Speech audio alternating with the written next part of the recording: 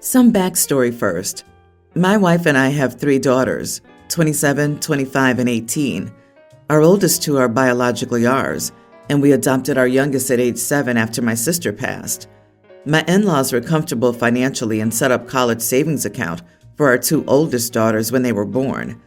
My parents and her mother and I contributed to these accounts as well, but mainly my wife's parents.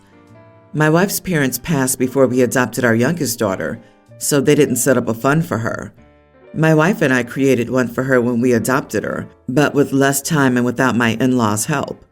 When our oldest daughter went to college, she could cover 3 years of her education and took out loans for the remaining year. Our second daughter went to community college before transferring to a state school, so her savings covered it, but ended up taking loans out toward her graduate degree a few years later. My wife and I have not signed on to any of our children's loans or paid for them. We told our girls that we would only be able to supplement their education from the beginning, so it wasn't a shock. However, now that it's my youngest daughter's turn to go to college, her savings will only cover a year of school, maybe 3 semesters. Recently, she asked us about loans, and she seemed to imply we would take them out. We let her know that wasn't the case, and she confirmed our suspicions by getting angry at us, saying it wasn't fair she would have to pay so much more than her siblings. We're at a standstill now, with her refusing to speak to us unless we agree to take out at least part of what she needs, and us refusing. Are we the idiots here? We gave her the option to stay home and attend community college like her sister, but she was accepted to one of her top choices and wants to go. Not the idiot. It likely feels very unfair to her, and to some extent it is. However, the world is full of people who need more money to do what they want. It sucks that a college is so oppressively expensive, but there are lower-cost alternatives. I had to take out loans, couldn't join a frat, had to work, etc. It blows. Having rich parents would be nice, but not all of us are so blessed. It's reasonable for you to help some if you can. Provide housing, food, etc. If possible. There are options. Info. How much have you received in the time you've had her, and survivor's benefits? How much in tax breaks? How were her Social Security survivor's benefits invested? Did your wife's rich parents leave you any money when they passed? When your sister passed away, didn't she leave money to raise her kid? When you started the college fund for her, you knew it would have less money. Was there anything you could do at the time to address that? You need to take a really long and hard look at how much of her money was used for her care and how much was used to fund your family. Yeah, OP, look at how you benefited financially from having her. You can see that maybe you did benefit from $1,000 or $2,000 or $5,000 per year. Then do the right thing and take out the loans to help her out to make up for what you took from her. I'm leaning towards you are the idiot because probably in at least 90% of the cases, I've known where people are receiving survivor's benefits, the money's used to help the entire family, not just the kid receiving the benefit. Yeah, I call bull on OP's had to use to accommodate an extra person BS. Only when all 3 daughters were in the house, 2 years out of the 11, because the eldest 2 went to college, did OP and his wife need to accommodate an extra person. For the next 2 years, OP's family was even, and for the remaining 7, the youngest was the only one in the house. In those 7 years, where did that money go? I'm a victim of survivor's benefits going elsewhere too, and it sucks. More than likely, you are the idiot than not. My son has been married to his wife for 2 years at this point. We get along as well as water and oil. I keep my distance because I don't like dealing with her. She's a horrible picky eater. I don't know why, but truly, I don't care because she's a pain at restaurants. We try to go anywhere, and we have to change places multiple times so she can have something to eat. She makes the servers jump through hoops so she'll have something she likes, and if anything is wrong, she will complain about it or pout in a corner. Example, she got a quesadilla, removed everything on it, and when it came out, she sent it back because there was sour cream on the side. It wasn't touching anything, and she made a huge deal about her food being wrong. She doesn't have allergies either. What made me dislike her is that she complained about the food at a funeral. They had a sandwich spread, but went on about it's gross multiple times. So I had a dinner yesterday, and I invited everyone but my son's wife. My son wasn't invited either, but he was on a business trip. My other daughter-in-law posted it online, and I got a call from daughter-in-law. She was angry I didn't invite her and asked why. I told her it was because she was an embarrassment at dinners, and I wouldn't be inviting her to dinners. She called me a jerk and hung up. Now my son is on my butt, and I'm wondering if I should apologize or not. Edit. I'm going to say it. It doesn't matter if she has an eating disorder or is on the spectrum. Both those groups know how to act at a funeral or restaurant.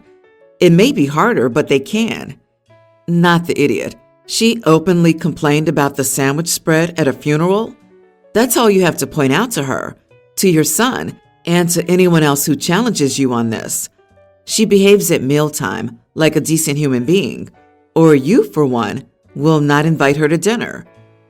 Geez, I'm a picky eater, but if a restaurant or event doesn't have a single entree, salad, dish, or dessert I like, then I keep my mouth shut, have a soda or drink, and eat at home. The problem isn't the food, it's the behavior. I'm with you.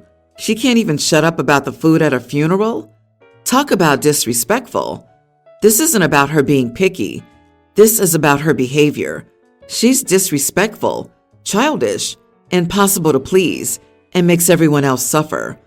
I've met elementary school kids with better manners.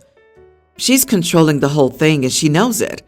Making you switch places to eat and running the servers ragged? She has to be the center of attention, and I wouldn't tolerate her shenanigans. Leave her out of more things and I bet she cools her jets. Don't be afraid to tell her to her face. Why? Be exact.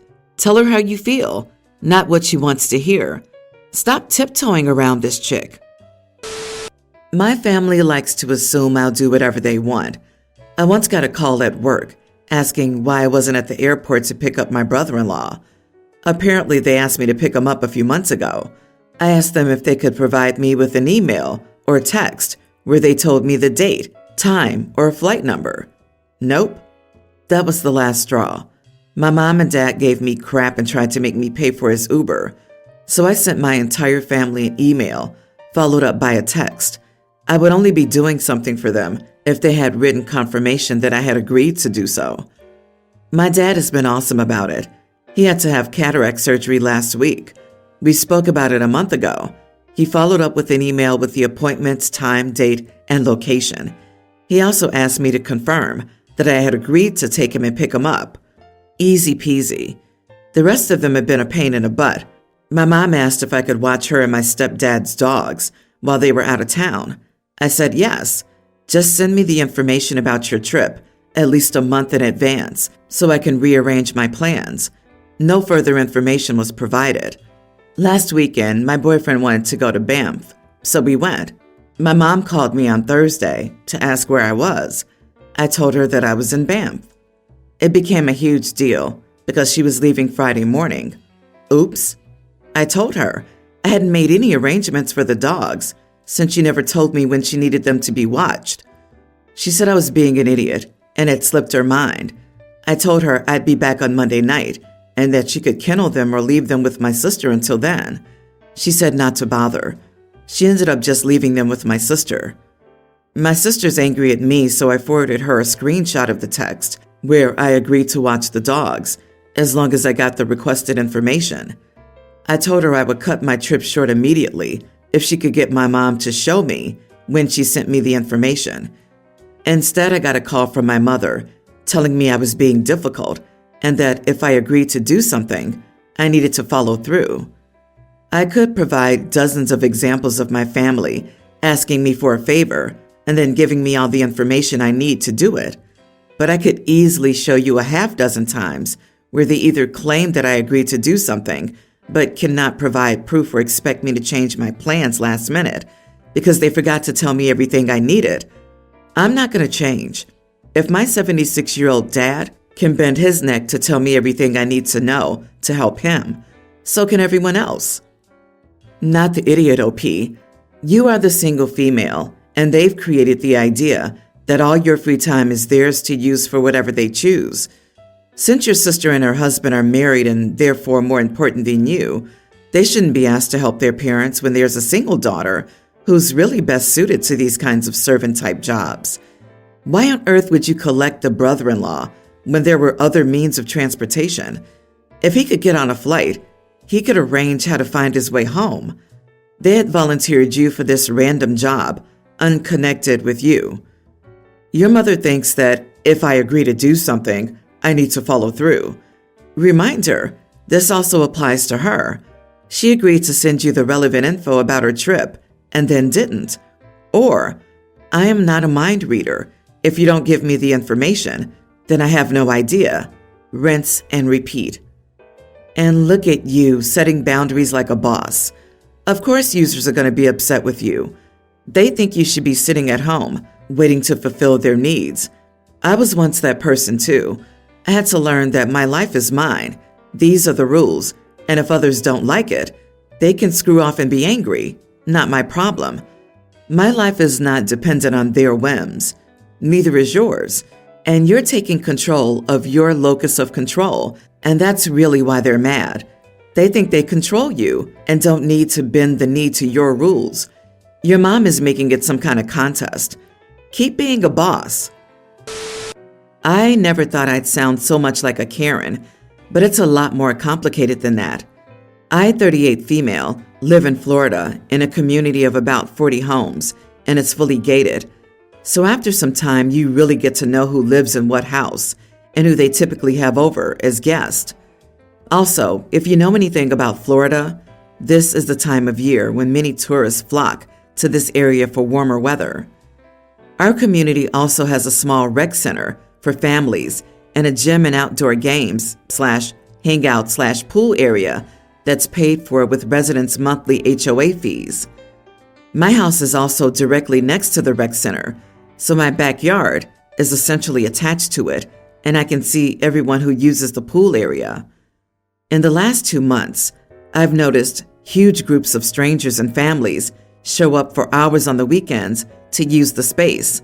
Music absolutely blaring until 1 to 2 a.m., screaming kids everywhere, and they'll just ruin the space by leaving their trash hanging around and not cleaning up after themselves. I haven't done or said anything to the guests directly, but last weekend was my breaking point. I have a trampoline in my backyard for my kids, but kids of the random families using the pool ran into my backyard and started jumping around on the trampoline. My dog was also outside during that time, and they tried to feed him chips and other snacks they had. The whole situation just made me so anxious because I didn't want my dog to get sick or have these kids soaking wet from the pool to slip and get hurt on my property and have it tied back to me. I immediately went into the pool to try to find their parents, and when asked whose guests they were, all of them said one guy who lives down the street, Quinn, 30s male. After talking to him, I found out he's basically been putting ads up on Facebook Marketplace where he's renting out our community rec center to random families and tourists in the area for cheap. Primarily, it's for families staying in nearby hotels that don't have nice amenities and come here instead. I thought it was absurd that he would do this with no thought for the others who live here and let strangers in who he knows nothing about and won't even clean up after themselves. Multiple other residents and I asked Quinn to take down his ad on Facebook, and he refused. So we called the security on his guest. They were all asked to leave, and Quinn is facing huge fines from the HOA for overstepping the guest policies. He's now calling me and others an idiot and elitist for not wanting strangers here. And while the majority of families here are happy and side with us, there are a few who think we should have just let it be. So, am I the idiot? He's now calling me and others an idiot and elitist for not wanting strangers here. He's not doing this out of the goodness of his heart. He saw a business opportunity in renting out facilities that aren't his to make money. A lot of chutzpah there, guy. Not the idiot. By the way, how much was he charging? The online ad said $100 for the whole day and you can bring as many people as you'd like. Such a deal. No wonder he had so many takers. Quinn wouldn't mind if you posted his driveway as available for RV parking, right? You get $100, and someone parks at his house for the week. No problem for Quinn. If he does, he's just being elitist. Of course, you are not the idiot. Quinn is upset because you closed down his side business, selling access to a scarce shared resource that wasn't his to sell. This happened a couple of days ago, and we're fighting about it, and I just want to know if I'm being unreasonable. So I've been dating Cora, my girlfriend, 25, for a couple of years now, and she just had her birthday. A week out, I asked her not to make any plans for her birthday, obviously stating that I had made evening plans for us, dinner at this restaurant she's been talking about for ages, dessert, and then a drive to go stargazing. I had been hinting around it all week to Cora. I also asked her if her friends wanted to celebrate with her. They told me at the time that they had not figured anything out yet, so I assumed they weren't doing anything, and then made my plans. The day of Cora's birthday comes, and she leaves in the afternoon. No big deal. She was probably having some birthday time to herself. She hadn't posted on her story or anything, so I didn't think anything of it. 6 p.m. rolled around. I messaged her and called her, and still nothing. So I checked her location, because she normally replies very quickly. We have each other's location for safety reasons, and she was at one of her friend's house. So I asked her friend if she'd seen my girlfriend, because I had a birthday surprise set up for her. Turns out that her friends did make plans for her birthday, and didn't tell me because they thought I would ruin the surprise and wanted it to be a complete secret. They had lunch and then made some more plans to go out to some bars and celebrate. They invited me, but I declined out of politeness and not wanting to crash their plans since she rarely sees her friends outside of work. So I messaged Cora to have a good night with her friends, and I'd see her when I got home. I had a cake waiting for her, thought nothing of it, and hung out with a couple of my friends. Cora came home and was angry that I'd turned down her friend's invitation, and she wanted to see me with all of her friends on her birthday too. I said it wasn't a big deal, and that I saw her in the morning and when she got home anyway. I also said that the invite felt like an afterthought when she had all the time during the day to invite me, and she didn't. Am I being an idiot here? Edit. She knew there were evening plans, just not the specifics of what we were doing. She knew you made evening plans for the two of you and didn't bother to tell you that she made other plans. And she didn't invite you to join her at the other plans. And now she's mad at you because you turned down a last-minute afterthought invite from her friend. Either you're leaving something out or your girlfriend is being totally unreasonable. If she wanted to spend her birthday with you, she made no effort to make that happen. Not the idiot. I don't think there's any ambiguity leaving things out here. The friends actively didn't tell OP anything to avoid ruining the surprise, but there was no surprise. It sounds like the plans were out in the open. They just didn't want to involve OP. And girlfriend either went along or actively participated. I would consider dumping her for this. I'd be very hurt. She ghosted you on her birthday? Then got angry when you turned down a last-minute invite from one of her friends. If she really wanted you there, she would have responded to your attempts to contact her. Are you sure you want to date someone so thoughtless? Instead, she was acting angry because she was caught being the idiot, along with her friends, and felt guilty for blowing you off. Talk about gaslighting. Buddy, I want you to think back over the years. Many people think back and realize they've been put in the back seat several times throughout the relationship. How often have you been upset or in a fight because she left you hanging for her friends? If she really wanted you there, she would have asked immediately, not only once she remembered you existed. Sorry, but you were not a priority for your supposed girlfriend.